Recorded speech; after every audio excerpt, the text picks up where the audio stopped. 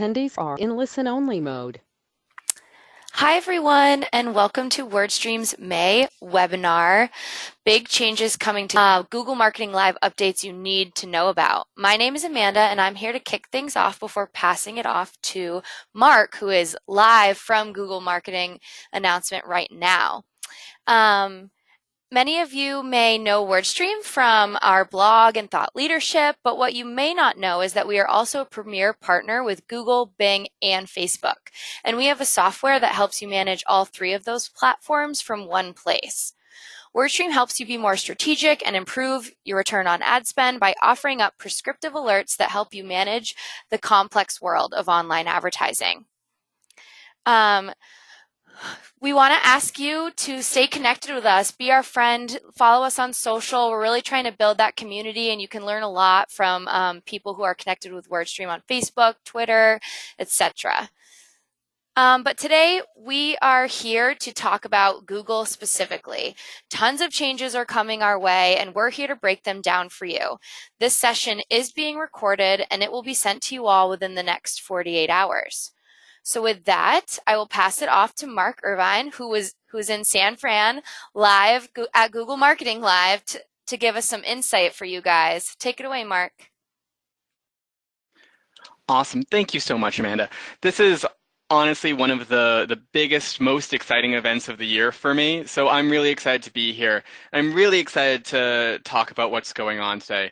For those of you who haven't followed me or WordStream, then by all means, welcome. My name is Mark. I'm the Director of Strategic Partnerships here at WordStream, and I have the pleasure of playing the role of managing the partnership between WordStream, our 30,000 clients, and Google, Microsoft, and Facebook. So I have the pleasure of course, talking to our clients on a regular basis, but also our close partners at Google specifically, hearing about what's coming on through their roadmap, exactly what their priorities are, and what they intend to do with their own advertising platform so that not just we at WordStream can stay ahead and keep our platform up to date and keep everything satisfied on our end, but specifically how we can help our 30,000 clients not just keep up, but get one step ahead of all of that.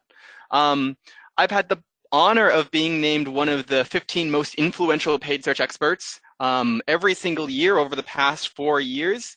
And over the last 7 years, I've had the pleasure of working in the paid search industry, both at WordStream and in other companies. And this happens to be my third consecutive year here in sunny San Francisco, or as sunny as I guess you can say San Francisco gets, but specifically ending up at Google Marketing Live. And if you haven't been to Google Marketing Live or you haven't heard of this, this is honestly a huge event. If you're in paid search, there aren't a lot of paid search events that people really get excited about, but this is the big one. This is effectively the Super Bowl and the Stanley Cup and all the World Series all pushed together into one thing. If you're following Google and Google impacts your marketing career, this is the event where you're going to hear what Google's been working on. Attendees at this event grow every single year. I believe that there's probably over 5,000 attendees at this. There are over 500 Google product managers at this, and those attendees come from top agencies, top partners. There's a lot of press. I've talked to people from CNET. I've talked to people from TechCrunch. There's a whole lot of people. You name a player, and if you're anyone in paid search, you're specifically right here. And I'm happy to say the entire WordStream team is out here. They're meeting. They've attended a lot of these sessions from yesterday. It's getting started again today. I'm happy to take a little bit of time out of the event, of course, to chat with you guys to recap everything that we've learned so far. But by all means, everything I'm talking about is new. It is big, and it is impacting a lot of advertisers. While I'm here, I'd be remiss if I didn't get the opportunity to go back and hear and talk to Google and the product managers who are building this stuff about what people need to know, specifically about what clients, what WordStream clients need to know about these events. So please, as I go through the big changes announced yesterday, please put in your question and answers into the chat box. I can answer what I know, And what I don't know, I'm happy to follow up with the team out here in San Francisco and Mountain View today. But so while I'm here, I do want to chat about what specifically Google has announced and what they've talked about over the past couple of years. So if you were able to attend last year, or if you watched a similar webinar with me last year, you'll remember that Google's focus at their Marketing Live event last year was specifically around introducing new automation for ads. Everything they announced last year was a new ad campaign, a new ad type, all powered by machine learning, trying to make things faster and easier for advertisers. So last year they announced and then later introduced to the Google Ads advertisers smart campaigns and smart shopping campaigns and automatic feed updates and responsive search ads. Today, if you're an advertiser, you of course already have access to a lot of these. And while a lot of that is really exciting, automation of course is something that we all get excited for. It is not something that advertisers didn't have a whole lot of frustrations with. We talk about smart campaigns, and yes, they succeed in getting your ads up live in a couple of minutes across all of Google's properties. But in terms of how you optimize that, advertisers don't have a lot of ability. Smart shopping, same kind of conversation. Responsive search ads, automatic feed updates. They certainly work at getting advertisers up and getting their ads automated across a lot of Google properties. But the biggest feedback that we receive from advertisers is that there isn't a lot of insight that they provide or a lot of room for us as professionals to go in and intervene and help steer the ship of these campaigns. So this year, Google's focus wasn't just on introducing more automation to us, but instead how they can take a lot of the automation that already exists and how they can improve that so that advertisers can work hand in hand with these new campaigns and better manage and measure those campaigns. And a lot of exciting stuff specifically on the creative side about how we create better ads that are more resonating both to users and us as advertisers so that we can better hit our marketing goals, whatever they may be. So I'm really excited to go through the 6 major things that we discussed. Like I said, drop any questions, any insights you'd like from me or from the Google team out here, and I'd be happy to follow up with them. So I'm going to go through these. I want to make sure that we reserve at least about 20 minutes at the end of this for Q&A. So please, I want there to be tons. If I don't get to your questions at the end of this 20 minutes, I do receive all of those, and I'm happy to just print it out, pass it along to Google. So with that, very first thing Google announced is this brand new campaign type. Specifically, it's called discovery ads. And this is huge. This is a huge change from any other campaign that you currently have access to today. And so what are discovery ads? Discovery ads, they introduced this, they're a visual ad format which is targeted to users across Google's properties. And so that includes Gmail, that includes YouTube, but for the very first time ever, if you were to go to google.com, right on google.com's homepage, you could feature an ad. And so this is something that far escapes the reach of search. It's going to show to everyone who is using the Google app, using google.com as a homepage, regardless of whether or not they're actively searching for your brand, you can still integrate your ads into this. So we see the fact that discovery ads have this reach on the discovery feed on the Google homepage. And so those of us who are unfamiliar, here I have a screenshot of it on the left that you might see particularly on mobile. You'll see the discovery feed on Chrome devices or on the Google homepage, where you have that discover feed and you're able to scroll through and it'll give you news updates. For instance, I'm a huge Boston Bruins fan. There's a lot of news around the Boston Bruins, of course, right now, conveniently. And so I see a lot of score updates, a lot of updates on my team, how they're doing in the playoffs, how they're absolutely crushing it so far. But within all of that, now we have the ability to show an ad right there. Beyond that, we see on the YouTube home feed. What people forget all the time about YouTube is, yes, Google is the largest search engine in the world, but if we name the second largest search engine in the world, that's YouTube. And right on the YouTube home feed, we similarly have opportunity to display an ad specific to our brand using this very visual ad format. And then right there in Gmail at the very top, we can also include that visually formatted ad, reaching the #1 email platform, reaching over 1 billion monthly active users. So right there, we have the ability within one campaign to target Gmail, YouTube, and for the first time, that discovery feed, reaching, honestly, nearly everyone online. This is a huge audience, including this discovery feed, which was previously never targeted before by any of your campaigns. So this discovery ad campaign is new and it is exciting. And it's also a very visual ad format. So whereas previously when we talk about search ads, when we talk about text ads, we often just talk about, those 300 characters that we can include within the ad format itself. For the very first time, here we have this discovery ad format that is very responsive and has the ability, the key point behind this is that we're able to show that high quality image. Here we see that it has a multi-asset image, so we can include a carousel of images or dynamically test out up to 5 images at once. Similarly, we can include up to 5 headlines to be shown here with 40 characters each. That's appreciably larger than what we see in our search ads. We have, for the first time, a call to action button directly within our ad format itself on Google. So this call to action button, here it says visit site, but we could as easily include that as a learn more, book a demo, see a class, or explore. We have that ability to specifically include a call to action button outside of the text that we would include within our headline itself. We've got a logo, we've got our business name, and we've also got the ability to test multiple descriptions as well. So there's a lot that we have to play around with these discovery ads, but most exciting, I think, is specifically that image, that here right on the Google homepage, we can attract people with this very attractive lifestyle image, this very attractive product image that we previously couldn't have done in many of these other ad formats beforehand. Most interestingly, when we talk about discovery campaigns, they don't rely on keywords like our search campaigns.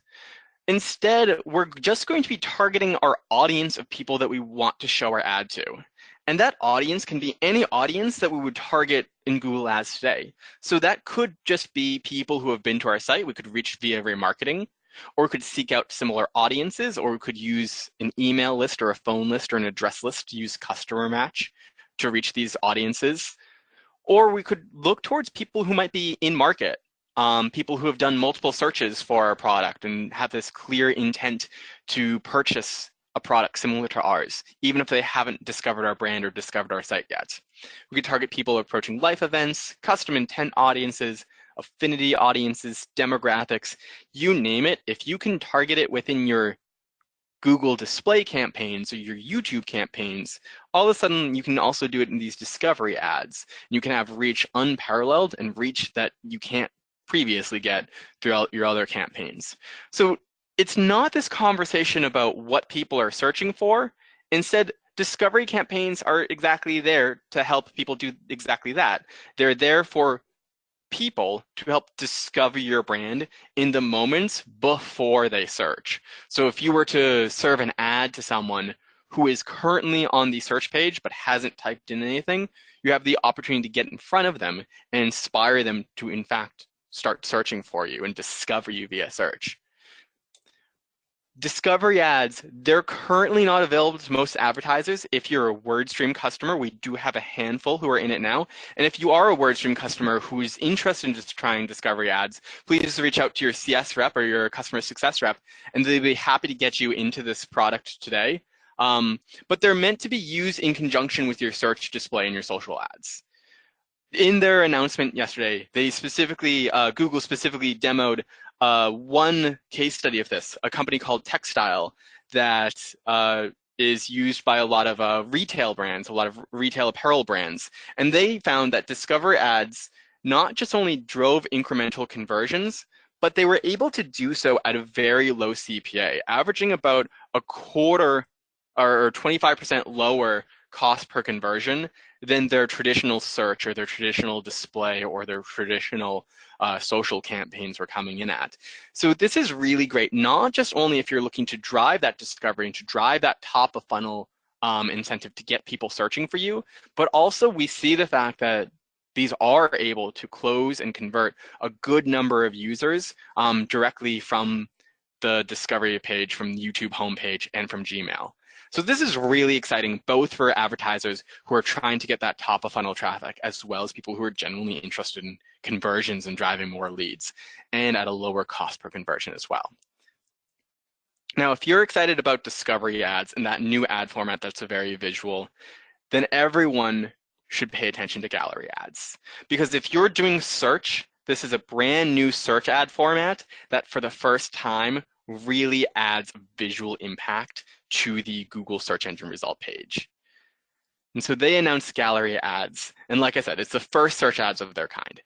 What they do is they still provide that text that your traditional search ad has, but it also provides a carousel of images for a user to swipe through or expand directly on the SERP. And so how this looks is that if you were to be doing a search for theme parks, for instance, at the very top of the mobile search engine result page, you might be able to serve this gallery ad, which is targeted just like all of your other search ads. They compete in the same auctions as your search keywords with all of your text ads. But in some cases where this experience would be beneficial and at the very top of the mobile search engine result page, we'd be able to show this gallery ad, which allows a user to swipe through that carousel of images to see a number of different images, a number of different descriptions. But if they wanted to click in and expand on that gallery, they could go and they could view an immersive gallery, almost like a mini site to your own site, just there on the SERP. And advertisers are still only going to be charged when someone clicks on that headline and goes to their site, or when they scroll through more than two images within either the carousel or the gallery.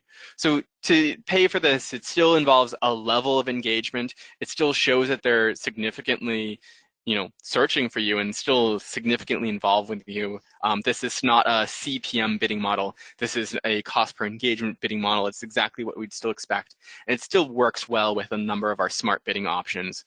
For those of us who are interested in target CPA or target ROAS, we still can control exactly what the campaign goals of this are.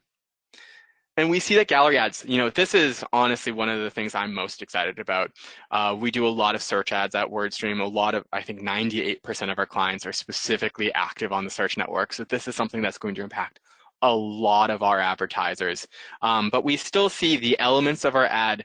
The headline still has a huge place in this. Obviously, that's the place where they're going to click to arrive at our site.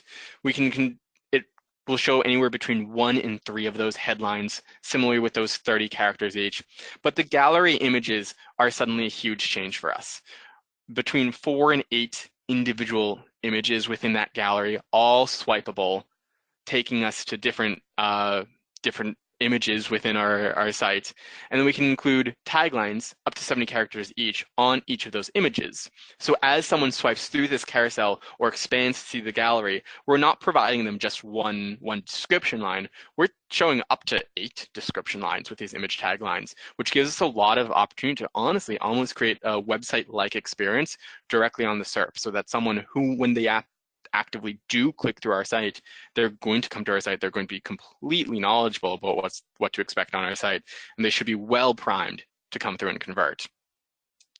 Now, we've been testing this for a bit. WordStream customers have access to this today. If you would like access to this in your WordStream customer, again, reach out to your rep.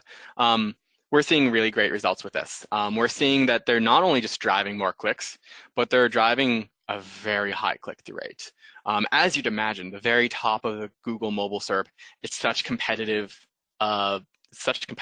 real estate, and these are large ads. They're large, engaging ads, and they're specifically the kinds of ads that people are used to engaging with on other networks, such as Facebook or such as even Bing even. And we're seeing that these gallery ads have a 3 times higher click-through rate on mobile than our standard text ads or standard search text ads that we have today. So we're seeing really great performance from this.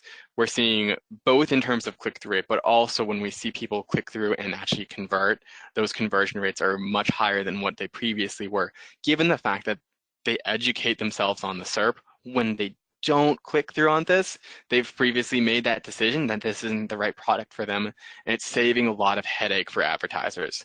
So gallery ads, this is huge. This is something that I honestly anticipate most of our clients making the transition and playing with over the next couple of months, if not sooner.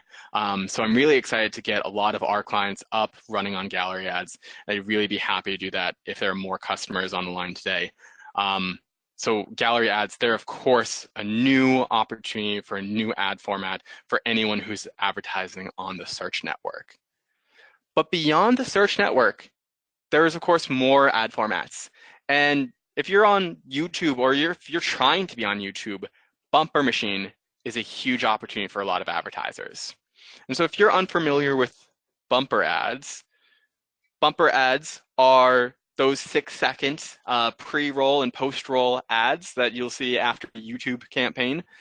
And the big challenge with creating bumper ads is, again, bringing in a film crew or bringing in a creative team to create a 6-second ad is, just as costly and just as expensive as bringing in a team to create a 30-second TV ad spot or a 90-second professional video or something along those lines.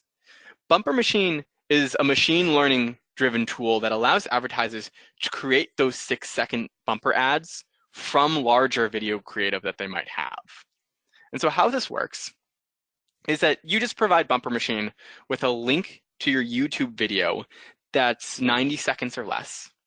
And then bumper machine, after a couple of minutes, will go through, will review the assets, it will review the scenes, the cuts, the actions, the dialogue, the facial expressions of those specific, of that YouTube video, and it'll snipe out and create 6-second bumper ads, generally 3 to 4 of them from that video. So you give it a 90-second video, and it'll pull out different parts of that 90-second video as 6-second bumpers. And from there, we can, of course, review what that machine learning program produced for us. And then we can go in and we can make light edits. So if we find that, our brand standard isn't fully correct in this machine created ad, or we'd like to tweak the audio, or we'd like to tweak some of the images within, Google gives us those simple editing tools within the program itself so that we're able to make those edits. And so this is big for people who have some video content but don't have the resources or the energy or the incentive to necessarily create these 6-second bumpers, that this is a tool that makes that conversion of a longer ad format to that 6-second bumper a much easier one. And what we see is that bumper ads are very successful at driving that top of funnel behavior. When we look across how people engage on different networks, if we were to just advertise on Google, we would just get people who are searching for a brand on Google. And so some people will know our brand, they'll go in, they'll search for our brand on Google. But as we advertise more and more across network, we see different brands or different networks will increase the number of people who are searching for us. Specifically, even if I were just to begin advertising on Bing, that does increase the number of people who come back and later search for us on Google by about 26%. We see similar trends with display in Facebook, where if we start advertising on display or Facebook, we do see an uptick in the number of people who later search for our brand on Google search. These are, of course, important facts and important to consider as we want to drive more people searching for our brand, more people searching for our product, and get our ads in front of more people. But when we start talking about video, those numbers shift dramatically. And we see that when people start advertising using video ad formats, be that on Facebook or particularly be that on YouTube, it drives up to an average of 526% more people ultimately returning back and searching for us on the Google search engine result page. So although like a 6-second ad, we think about that and we think, okay, cool, I have 6 seconds of someone's attention. It actually does change the way that people behave later on. And those 6-second bumper ads are very effective at driving that branded search for us later on. So although you might not be thinking like video as a essential part of your media mix today, it is hugely important if what you're trying to do is generate need or generate interest for your product or your brand. Not only is there this huge cross-network brand lift, but Google also revealed that these bumper ads specifically, these ones that are created via machine learning, increase a user's ad recall by 107%, as opposed to other video ad formats. So we see the fact that these 6 seconds alone, people remember those 6 seconds because it's an unskippable ad format. It's a quick, short way to get your brand in front of them while they're actively trying to do something on YouTube. And we do also see that these people who watch these video ads ultimately do reflect 134% higher purchase intent after seeing these 6 seconds. So it sounds really silly to talk about these 6-second bumper ads, but we see the fact that these 6 seconds, because they're a captive audience and because they're an engaged audience right after they clicked on a YouTube video, they're still actively watching it. They're not clicking away. They're not scrolling. This isn't Spotify. They don't have it on the background. They're engaged with this stuff. And for that 6 seconds, you have this short elevator pitch to get your product or your service in front of them. And it has huge impacts to your overall marketing. So Bumper Machine is a great entryway to get in front of that kind of audience. Up next, a lot of e-commerce people will be excited to hear about Google's redesigned shopping experiences. And so Google announced that it's planning to redesign the Google shopping interface for consumers to surface recommended products in an immersive shopping experience. Now, this image isn't the clearest one. I apologize. I took this from a live stream. I didn't have the clearest pictures from my seat. But this kind of shows us a little bit more about what Google's looking to do. Of course, you go to google.com/shopping, you click on the shopping tab on Google today. You do see some products, but they're looking to make Google Shopping a destination for people. It's going to include on the homepage personalized product recommendations. So knowing the fact that I'm signed in and what I search for and what I've purchased from Google in the past, it's going to show recommended products for me. Then when I search within that, I'm going to be given the ability to search or filter or sort products based off of brand or price or functionality. And I'm going to be able to see reviews and ratings of those products. And then directly on Google, I'm able to see that product, see all of that information about that product. I can go to an advertiser's website and purchase it, or I can even check out directly on Google with a Google guarantee, a free delivery estimate, and an easy return process. And so personalized product recommendations, search, filter, and sort, ratings, reviews, and check out directly with an easy shipping and return process. If that sounds at all like something that we're familiar with, that's because it really is. This is Google really taking its first shots at this giant e-retailer, Amazon, that, yep, Amazon has all those features, and here Google is trying to recreate all the functionality of Amazon. It's not a small feat that Google's trying to do here with its redesign. So how can Google, who really doesn't have an e-commerce platform to the same extent that Amazon has, how is Google going to compete? What advantages does Google have to this giant company of Amazon? And so, of course, this isn't going to happen overnight, but Google Shopping actually does have some unique advantages over Amazon. Specifically, Amazon is really just Amazon.com. Here, Google's advantage is that it has access to a lot more signals, our search history, our browsing history, our Gmail, our YouTube history, to determine what kinds of products we're most interested in.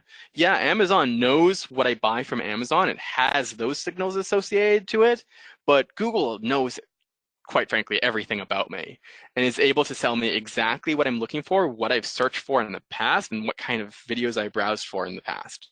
And with that, Google, of course, has access to more complete, honest, and real reviews from the broader web. So so Amazon is going to surface us reviews from other Amazon users. Google can easily pull up a TechCrunch or a review site and surface that review alongside unboxing videos or review that product in use on YouTube. So it's a more immersive, more complete e-commerce buying experience. And additionally, Google Shopping isn't just pushing people to buy on Google. It can send people to other online retailers via their site, or it's even willing to direct users to a local store to purchase that product in person. So if I'm looking on Google, I'm looking to make a purchase, and I'm not looking to purchase, something on Google.com, not looking to buy it.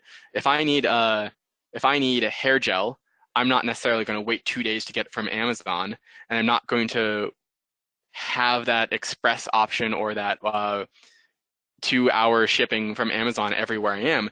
Instead, Google can redirect me to a retailer to purchase that directly in person as well. So even beyond e-commerce, but brick and mortar retailers can benefit from this redesign as well. Number 5, this is huge for people with apps, deep linking within Google Ads. And so Google is going to begin to allow advertisers to deep link directly to links within their ads, within their apps, and measure those in-app actions as conversions. And so we see the fact that today, if a user were to click on a search ad, and if they were to click on a search ad or a display ad or a shopping ad, that ad will always send them to a website. And that's, of course, really great for 90% of the things that we do online. But if I were making a purchase and I had that app on my phone, I might prefer to shop within that app itself. So I always think of when I'm shopping for hotels, for instance. I will often do a search for a hotel, and then I see an ad for a hotel. I might click on that ad, but it will take me to the website. And I'm not sure if anyone's ever tried to book a hotel on a mobile website, but it's a really, really poor experience. I have to provide a lot of personal information. And that's really not the point, because I also on my phone, I have the hotels.com app, and I might ultimately prefer to purchase it using the app that I already downloaded, already provided all my information, has my credit card, and I get all my points through. So if I'm specifically, have a large app base, a large app base of users, I might be very interested in sending people specifically to my app to complete that purchase. And deep linking will allow me to do that. That deep link that Google is going to support is going to include both universal links for iOS, iPhones, and app links for Android devices. So regardless of which platform my app lives in, I'm able to send people to the correct app. And then beyond that, I'm able to measure those in-app events, so that purchase within my app, that checkout within my app, that trial within my app, as conversions by using Google Analytics for Firebase with a current software development kit. So if I've got a sophisticated, robust app that people are using, and I want to send my users back to that app to complete that purchase, I'm able to do so with deep linking. Deep linking has large implications for those who have apps, and they specifically demoed a case study of Magalu, which is a large Brazilian brand, and found that by them implementing deep linking, they increased their in-app purchases by 110%. And beyond that, they increased their mobile purchases by 40%. So right there, if you've got a large app user base, this is of course going to be a huge win, because people who have downloaded your app are simply going to behave better and perform better than those of them who haven't. So you want to give them that ability to complete that action within their app because they've already downloaded it. And finally, as Google is releasing all of these new automatic tools, as Google's releasing more and more smart bidding, and as Google's making a lot of more changes on behalf of our users, they are specifically also granting advertisers new controls over that smart bidding.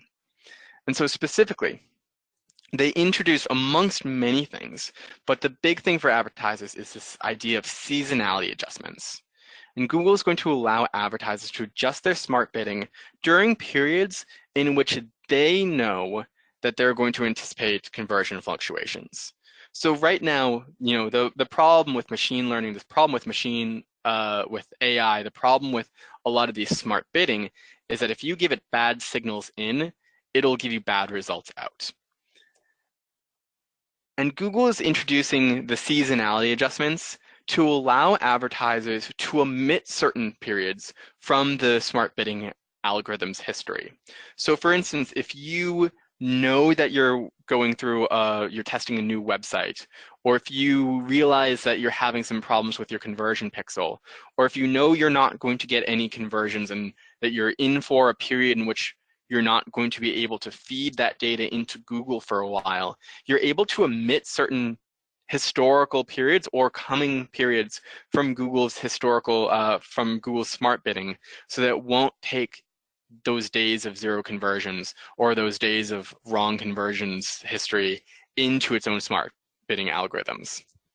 Similarly, if you know that you're about to do something on your site that's going to have an impact to the way that people convert on your site, so for instance, if you're having a sale or a buy one, get one, or you're testing out a new offer, or you're just doing a redesign or something where people can still take that action on your site, but you're just expecting people to behave differently for the coming week, month, day, you're able to go in and specifically change how you expect Google to weight those conversions. So if we know that we're doing a sale and we expect our conversion rate to increase by 50%, we can go in and say that we're expecting more conversions during this period, and that's not a result of Google's bidding, that's a result of me creating that sale or me marketing to my users differently. And now Google won't consider that period in the same way that it previously counted all my conversions. So this is allowing smart bidding to not just be an algorithm, a black box of an algorithm that we don't have access to and that Google is optimizing for us, but we can begin to play into this, knowing what we know about our business and knowing what we know about our website and knowing what we know about our customers to influence specifically how Google weighs those smart bidding signals moving forward. So it's able for us to teach Google's smart bidding to behave better. So it's really exciting for a lot of professionals. And so I did say I wanted to reserve last 20 minutes for a lot of questions. I think we came in just on time, but Amanda, I want to pass it back to you so you can have a special offer for some of our guests today.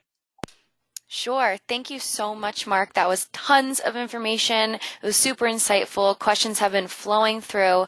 But before we jump into the questions, I do want to have a special offer, as Mark said, for everyone on the line. With all of these changes happening, it can be hard to stay on top of your performance and your strategy and be consistent. So we have a special offer for everyone live today to take us up on. It's a free account consultation. And with one of our Google Ads certified experts, they can kind of walk you through your account, discuss areas of opportunity and strategies specific to your business and how these new ad formats can be a benefit to you. So with that, as you guys are letting us know whether you'd like to take us up on that opportunity or not, let's jump into some questions.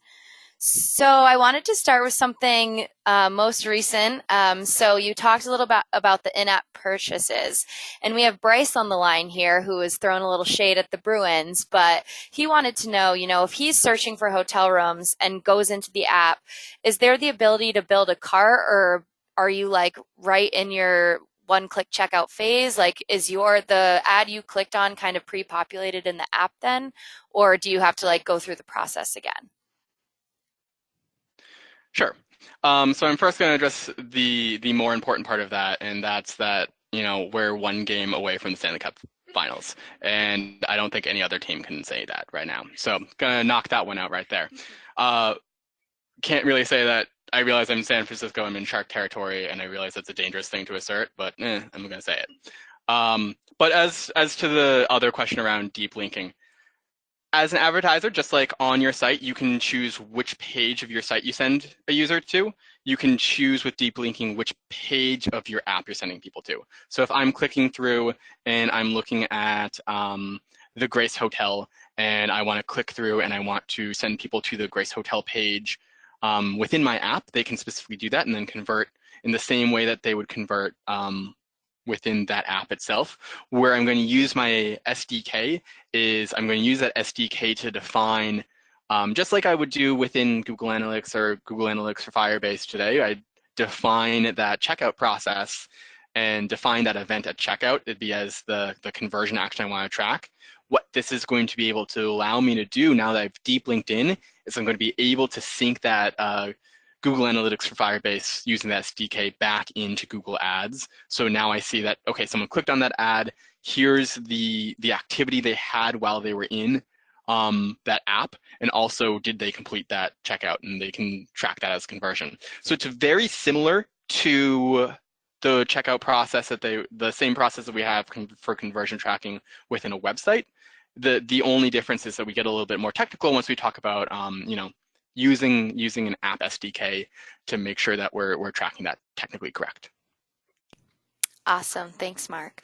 And now to bring it back a little more high level. So we're talking about all these changes, and we know that they're happening on Google.com. Is that the same for other countries and domains like .co.uk? There was a couple different questions for different countries, so we're curious about that. Yeah, so I know, for instance, that although the discovery ads aren't globally available today, they are in beta for most of your major markets. So that does include the UK, it includes France, it includes most of the EU, it includes the Australian and APAC markets. So I think that the only major markets that we aren't running discovery ads in today are the South African and the Middle Eastern markets, but they are currently in beta across multiple markets. And what you can see is specifically does your country subdomain support that discovery feed. So if you were to go to google.com and you swipe left and see that feed, if you see that, then yes, in your country you can place an ad there today using discovery. Great. And then also, will discovery ads or any of the ad formats you talked about for that matter be available for ad grant accounts, or just their standard? I am not certain about discovery ads. I'm going to assume no, but I will happily follow up with the team here. The Google Grant team is honestly about 6 people deep, so I wouldn't expect a new ad format like that for grant accounts. But where gallery ads are they're a search ad format, just like grant accounts can use responsive search ads and they can use a number of ad extensions. I don't see any language within the product docs that exclude gallery ads from grant accounts. So I think that gallery ads are going to be a green light for grant accounts, but discovery ads are most likely not going to be, because they fall into a lot of that display in YouTube and Gmail bit that is outside the parameters of where grant advertisers can generally say. So I'm happy to follow up with the grants team on that, but for right now I'm going to politely assume no for discovery ads. All right, great. And will discovery ads have the ability to have a call button as the CTA? Discovery ads is a call button. At the moment, they have about 30 different CTAs pre-written in there, and I don't believe that there is a call button.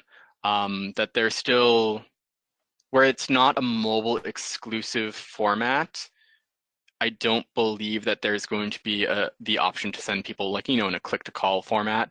I don't see that as being a path forward immediately. Again, it's a product in beta, so it's a chance that that functionality might be added later in, just like a call extension is. But I would still assume that we're sending people to a website for the foreseeable future. And so right now in beta, I just checked and it's not available. Okay, awesome.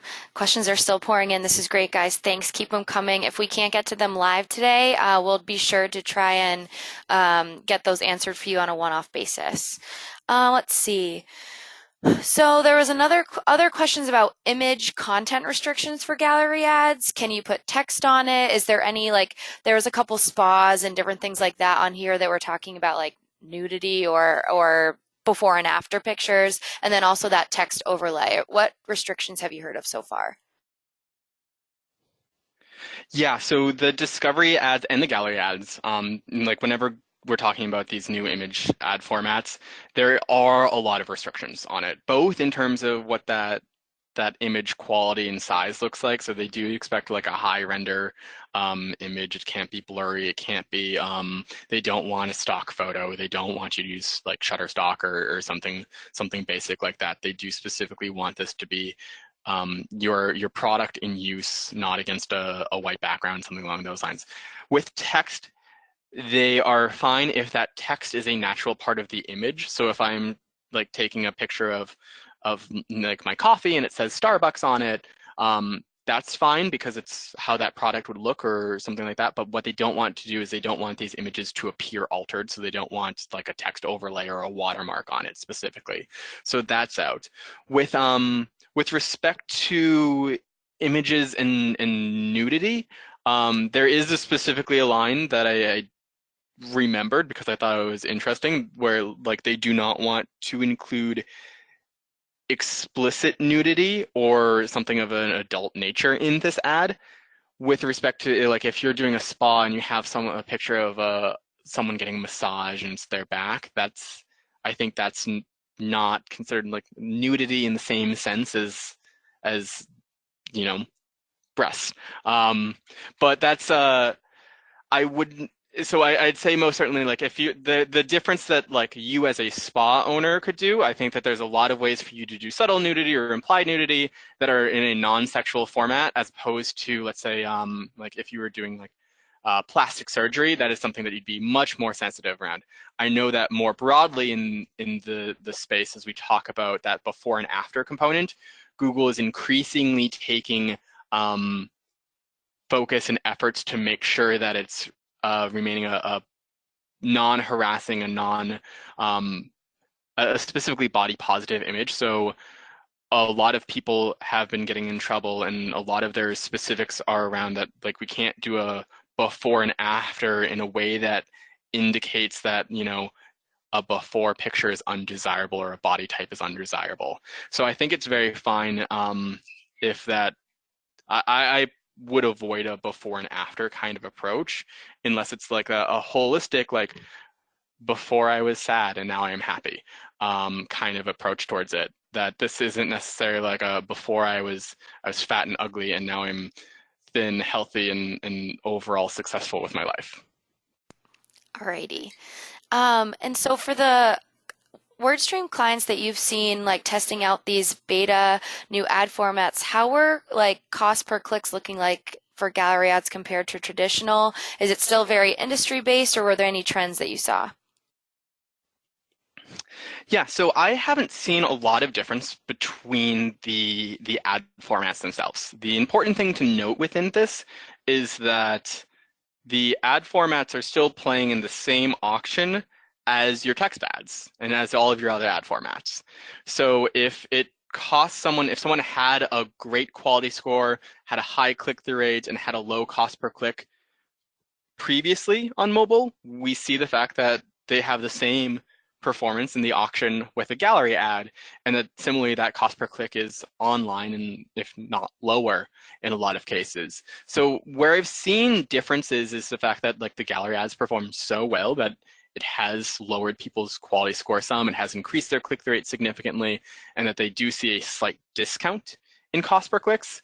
But you know, that again depends wildly from industry to industry. So I'd say that for an individual account, I would not expect I certainly wouldn't expect increases, but what I've seen small decreases in their cost per click using gallery ads. As an aggregate, I'd hate to compare apples to apples. Like again, someone who has $1 cost per click to a $12 cost per click, the performance of those gallery ads are going to be naturally different anyways. But from an individual account level basis, I struggle to think of any that have seen noticeably worse performance with gallery ads. Great, so that's exciting news. So then we had a lot of questions come through about shopping feeds and e-commerce.